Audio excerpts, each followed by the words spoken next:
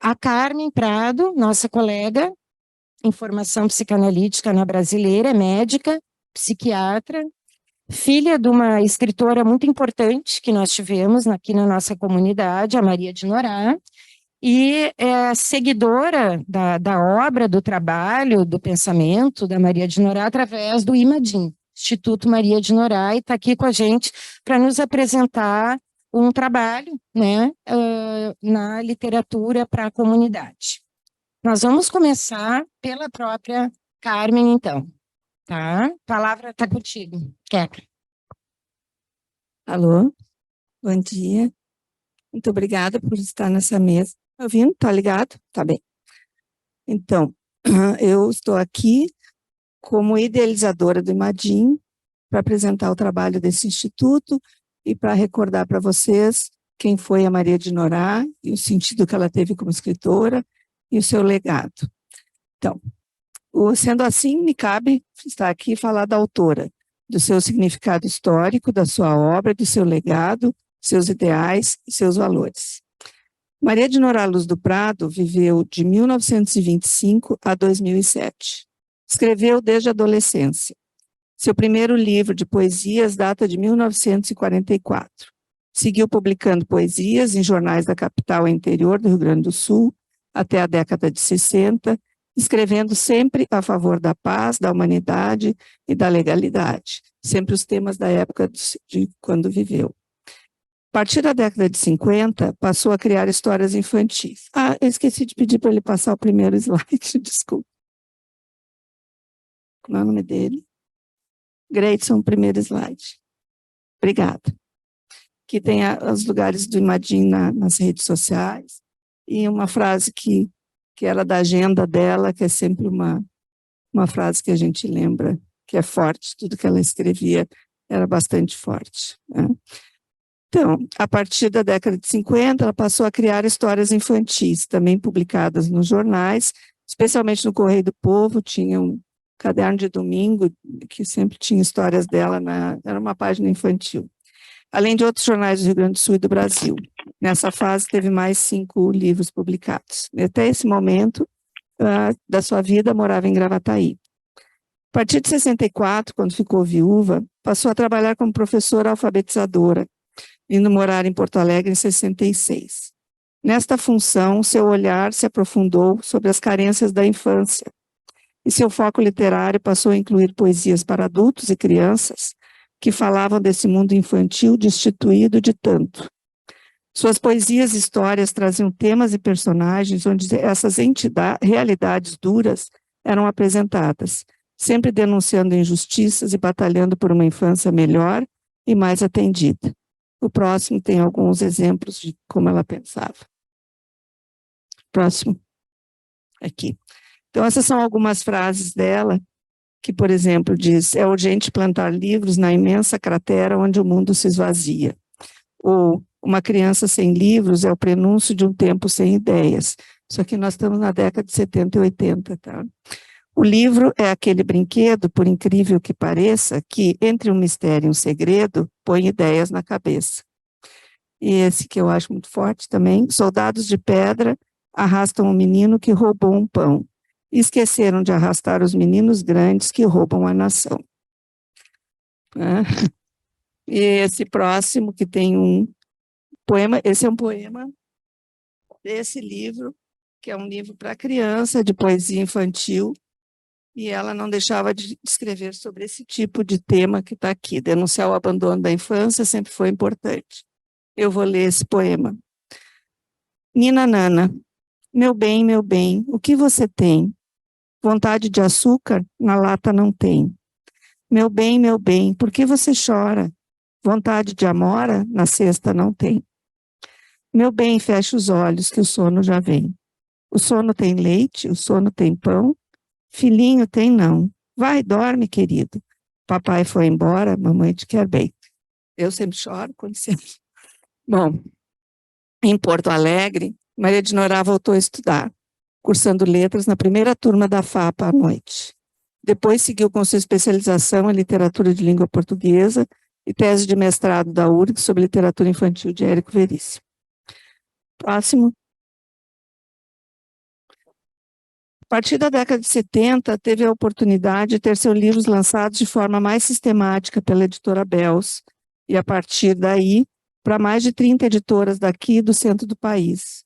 Publicou 108 obras, entre poesia infantil, juvenil e adulta, livros de história e de poesia para crianças e para adolescentes, como Coragem de Crescer, que reeditamos em 2021, os livros estão ali, alguns para vocês verem, comprarem também, se quiserem. Ontem do Amanhã, é esse livro aqui que a gente quer reeditar, é um livro que conta para jovens, adolescentes, a história da ditadura no Brasil. A partir da história de uma família, então lúdico, mas conta essa história, né? Maria de Joá também escreveu livros técnicos sobre sua experiência como professora, sobre o livro infantil e a formação do leitor, e também sobre o projeto Livro da Sala de Aula, que esteve sobre sua coordenação por 6 anos, de 82 a 87, foi o ano que ela se aposentou do Estado. Esse projeto, eu vou contar um pouquinho, como ele é ainda muito audacioso até hoje. Ele levava para as salas de aula a leitura de autores infantos juvenis, preferencialmente nacionais, o que naquela época era bem ousado, a crianças de escolas públicas estaduais. Ele iniciou com 20 turmas de quarta séries em 20 escolas e chegou em seu 6º ano a 625 turmas de primeira a 8ª série em 55 escolas, alcançando nesse tempo mais de 22 mil crianças. E até hoje é muito audacioso. Um aspecto muito importante desse projeto era o seu objetivo extremamente livre do encontro das crianças com os livros. Elas escolhiam o que ler, cada turma tinha que ter um número, 40 livros, 40 alunos, 40 livros diferentes, para poder circular todos, né? Eles escolhiam o que ler, anotavam sobre essa leitura, o que quer que fosse que chamava a sua atenção.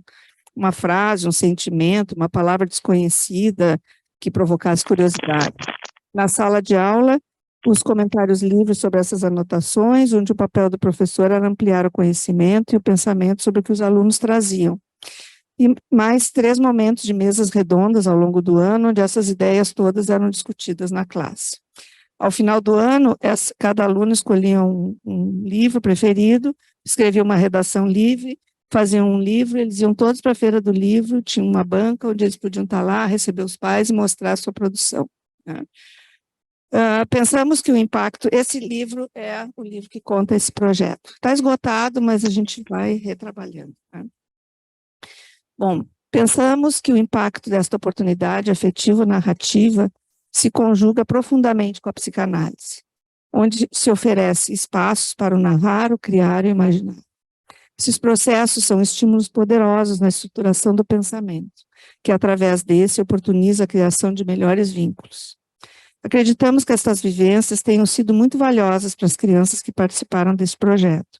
Mesmo sem saber, Maria de Joá criou uma oportunidade narrativa tão importante que também encontramos na psicanálise. Maria de Joá sempre pensou que o lugar do autor também era junto a seu público e buscou este contato por toda a sua vida de escritora.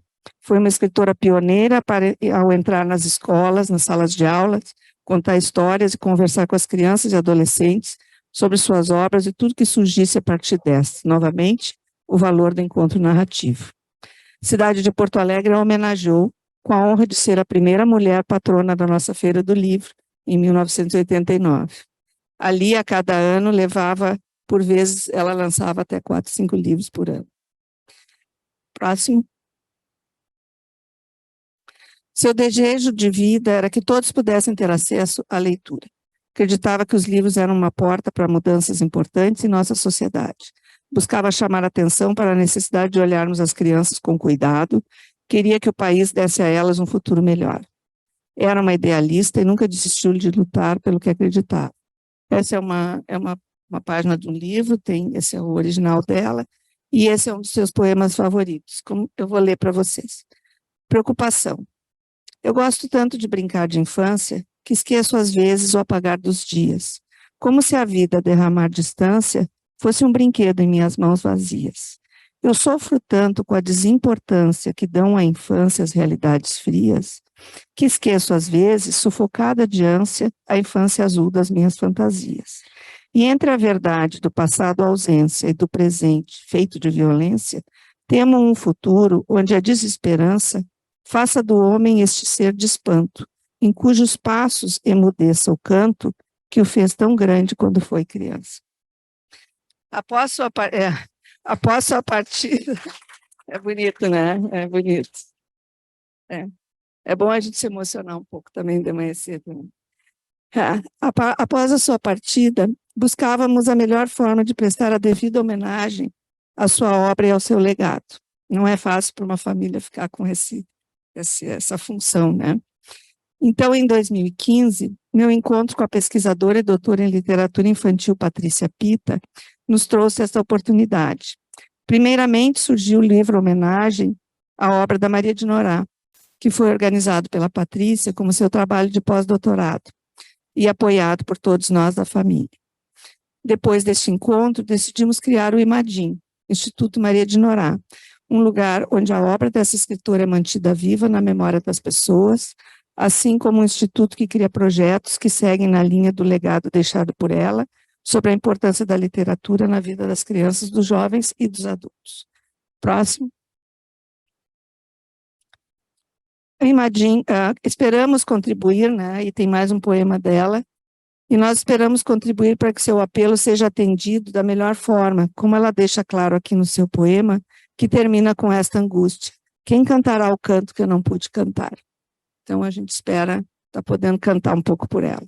Né? O próximo. O Imadinho, então, é composto de 5 espaços, nomeados com obras dela, né? E a gente organizou assim para que cada passo, uma parte publica livros, outro cria projetos, e, enfim, eu não vou descrever tanto essa parte, porque cada um, só porque fica bonito para você saber. Pode? Então, o legado de Maria de Norá é desenvolvido também, especialmente, nos projetos que o Imadinho desenvolve. Então, a Patrícia cuida muito desses projetos que são levados e buscam verbas, parcerias, enfim, e eu cuido mais dessa parte de reedição, das redes sociais, de fazer o barulho de que nada disso seja esquecido.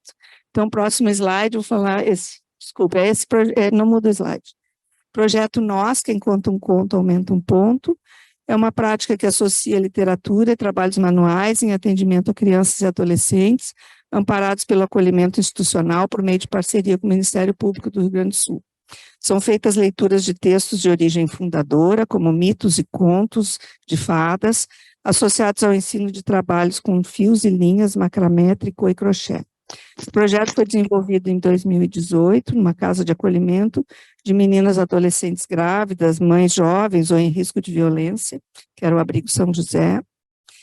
E tendo em vista o excelente resultado junto ao grupo, em 2019 foi estendido a outras casas de acolhimento, o Alzicom, Casef e a FASE, tá? Atendendo principalmente adolescentes. Claro, veio a pandemia, né?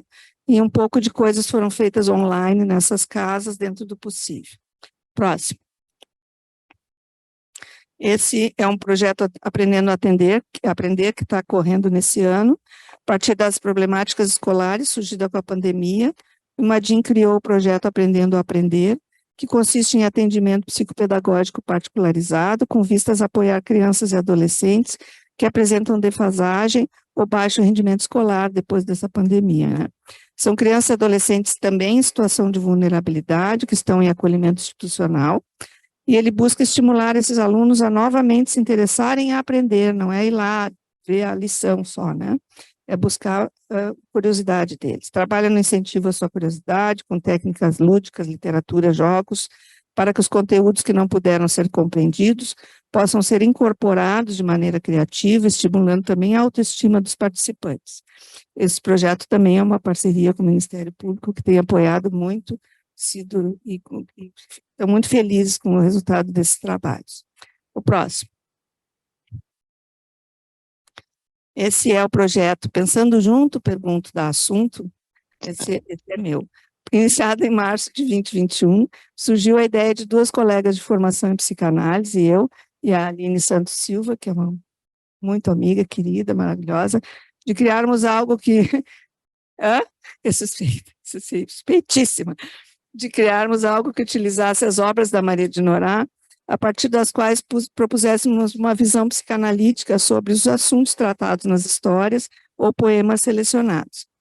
Já estamos no segundo ano do projeto, os temas tratados são variados. Falamos de luto, trauma, vínculos, intimidade, entre outros assuntos relativos à infância e adolescência, através de uma fala lúdica e leve. São vídeos curtos que ficam disponíveis nas redes do Instagram, Facebook e YouTube do Imadim. Desse trabalho derivou um pôster que foi apresentado no último congresso da FEBRAPSE, que ganhou o prêmio de melhor pôster segundo a escolha popular. O pessoal gostou do projeto. Além desses, também tem outros projetos que não estão em andamento agora, como Formando Famílias Leitoras, que é maravilhoso, onde pais ou cuidadores podem receber melhor orientação sobre qual literatura apresentar para os seus filhos. Projeto Aconchego, que é para professores, para acolhimento, discussão das suas dificuldades nas salas de aula. Está quase. A maioria dos livros da Maria de Norá já estão esgotados, mas estamos reeditando sua obra dentro do possível. Temos alguns transformados também em e-book, que facilitou, e alguns a gente deixou gratuitos para serem só usufruídos. Seu acervo mais completo encontra-se na Biblioteca Delfos, da PUC do Rio Grande do Sul, disponível para pesquisadores. Nosso objetivo principal é manter o acesso às obras da autora, tanto para que possam ser usufruídas, como para que ela não seja esquecida. Próximo. Esses são 2 livros, esse ali o que falta, que é o primeiro que é a Organização da Patrícia, esse aqui é o Coragem de Crescer, que a gente reeditou, tem alguns livros lá depois numa banquinha, se vocês quiserem ver. Próximo. Assim, o Imadim segue tentando estar presente e vivo, chamando a atenção para esta dura tarefa de divulgar literatura, incentivar a leitura, levar o livro para dentro das casas e juntar as pessoas em torno dele. Acreditamos que a boa literatura abre portas para melhores diálogos, melhores formas de comunicação de afetos e, mais que tudo, instiga a imaginação e amplia a nossa visão de mundo. Muito obrigada.